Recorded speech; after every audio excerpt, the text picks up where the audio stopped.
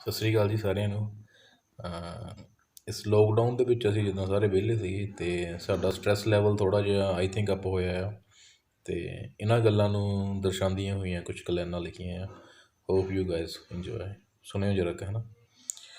ਬਚਪਨ ਤੋਂ ਹੀ ਸੋਚਿਆ ਸੀ ਕੁਝ ਚੰਗਾ ਕਰਨਾ, ਮੈਂ ਵੀ ਨਹੀਂ ਚਾਹੁੰਦਾ ਸੀ ਇਸ ਦੁਨੀਆ ਦੀ ਰੇਸ 'ਚ ਹੌਲੀ ਚੱਲਣਾ।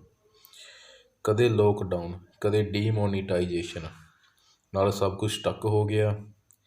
ਇਸੇ ਕਰਕੇ ਇਸ ਸਾਲ ਮੇਰਾ ਸਟਰੈਸ ਲੈਵਲ ਥੋੜ੍ਹਾ ਜਿਹਾ ਅਪ ਹੋ ਗਿਆ। ਹਵਾ 'ਚ ਤਾਂ ਨਹੀਂ, ਜਹਾਜ਼ ਪਾਣੀ ਵਾਲਾ ਚਲਾ ਦੇਵਾਂਗੇ। ਮੋਦੀ ਵਾਂਗੂ ਆਪਾਂ ਵੀ ਅਗਲੇ ਸਾਲ ਤੱਕ ਅੱਛੇ ਦਿਨ ਲਿਆ ਦੇਵਾਂਗੇ। ਮੇਰੀ ਇਹੀ ਗੱਲਾਂ ਥੋੜ੍ਹੀ ਜਿਹੀ ਲੋਕਾਂ ਲਈ ਗੱਪ ਹੋ ਗਿਆ।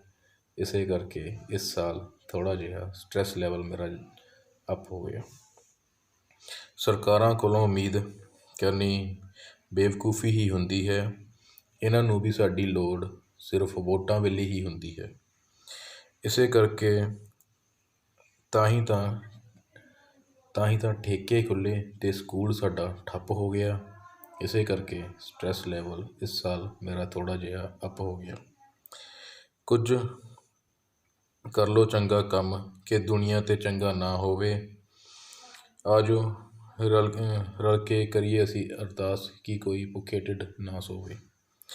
ਅੱਜ ਕੱਲ੍ਹ ਦੀ ਔਲਾਦ ਹੀ ਉਹਨਾਂ ਦੇ ਲਈ ਸਭ ਤੋਂ ਵੱਡਾ ਸੱਪ ਹੋ ਗਿਆ। ਇਸੇ ਕਰਕੇ ਇਸ ਸਾਲ ਸਟਰੈਸ ਲੈਵਲ ਮੇਰਾ ਥੋੜ੍ਹਾ ਜਿਹਾ ਅਪ ਹੋ ਗਿਆ। Hope you guys like. Okay, ਜੇ ਤੁਸੀਂ ਪਸੰਦ ਕੀਤੀ ਤਾਂ ਮਾੜੀ ਜਿਹੀ ਸ਼ੇਅਰ ਅਤੇ ਸਬਸਕ੍ਰਾਈਬ ਕਰ ਦਿਓ। Thank you all of you.